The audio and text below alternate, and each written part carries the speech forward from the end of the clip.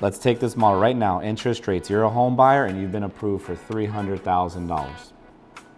And you're in that boat to where it's like, you know what, I think I'm going to wait. All right, I'm going to keep renting because I think the market's going to go down and I'm just going to rent. I'm not going to buy a home. So now you don't buy. Do you really think over the next year to 2 years during, all this uncertainty that the home is going to go from 300,000 down to 200,000? It's going to depreciate. The values are going to drop 33%. I don't think that's the case. So in my position is it's worth buying now, even though the home values are higher in South Florida. It's worth buying now because the interest rates are so great. So borrow the money, purchase it, because if you do want to buy, and let's play it out, that the home values do drop tremendously, 33%. Now you're able to buy it at 200,000. Well, 200,000, and if you're at a 4 or 5% interest rate, you're paying more money in interest. So it's like, okay, do I pay more money in home value or do I pay more money in interest? Either way, it's a break even. So I wouldn't tell a first-time home buyer to not buy right now because the rates are amazingly low. And I wouldn't tell up buyers that have a ton of equity in their home to just wait and then buy a bigger home because they need more space. I would say, no, go ahead and buy because you can cash out all the equity. Yes, you're paying more for the other home, but you're getting an incredible rate that you may not be able to get in future markets. So, but it's that fear of like the unknown that gets people like a little nervous, like, oh, do I wait? Do I buy now?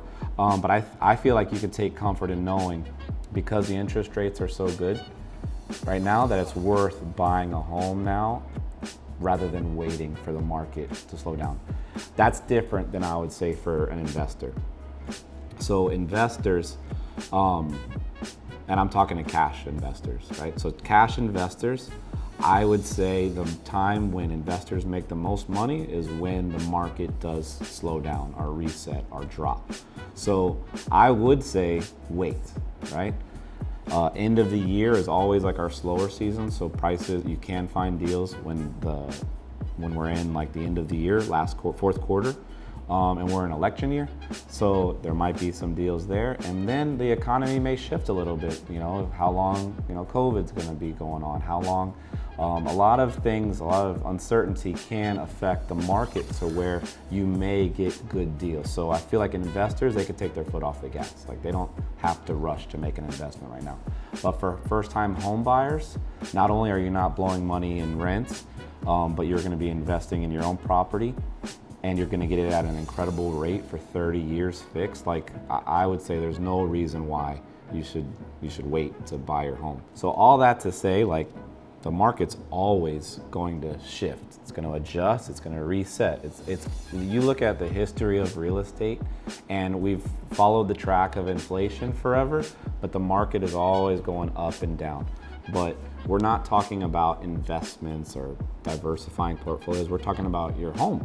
So your home, you're investing in your future, you're investing in your comforts, you're investing in where you're gonna live, where you're gonna raise families, everything. So, I mean, the truth is, like with real estate, the market always has highs and lows, like, period. It's happened forever, like when it comes to real estate. So if you're worried that the market is going to slow down and the prices are going to drop and you just bought at a higher price, well, rest assured, the market's always going to recover. Like, I started in real estate during the recession, like the worst time.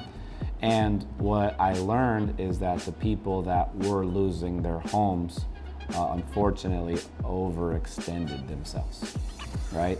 And I felt bad that that was their experience, because they're losing their home and we're trying to help them save their home and refinance, or that we're trying to help them to do like a short sale to where they don't have to go to foreclosure and bankruptcy. So we're on the back end of when things got really bad. That was my initial like exposure. So I learned on that, and for me, I approach real estate on the sales side as like a broker with more empathy.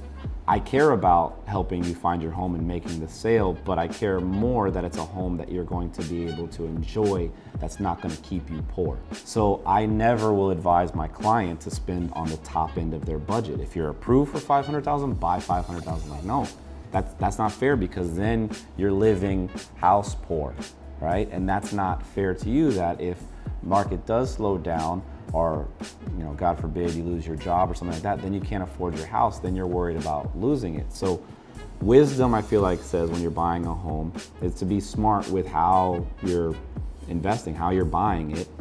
Don't overextend extend yourself.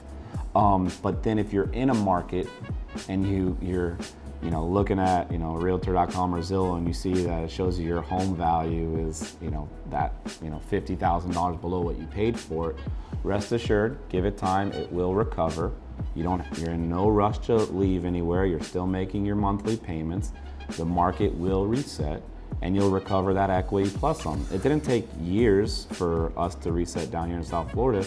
In 3 years, we were already showing signs, especially in Broward County, like recovery and a healthy market in 36, 48 months. It wasn't a super long time. So that's my opinion. Like with my clients, I always want to advise them to not overextend themselves, to be wise with your investment, but not be afraid that tomorrow you're going to lose all this equity, because there is great benefits of buying right now because of how low the rates are.